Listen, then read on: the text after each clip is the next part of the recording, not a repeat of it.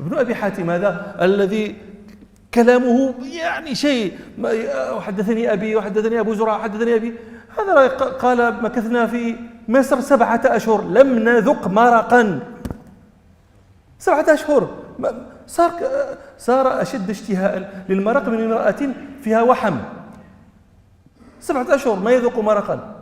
لماذا؟ قال نهارنا ندور على الشيوخ، بالليل نكتب ما سمعنا، ما عندهم وقت للطبخ، يأكل جزرة يأكل موزة يأكل شيء. قال فلما ذهبنا مرة عند أحد من الشيوخ قيل عليل، يعني هذا وقت ممكن نصنع فيه مرقا.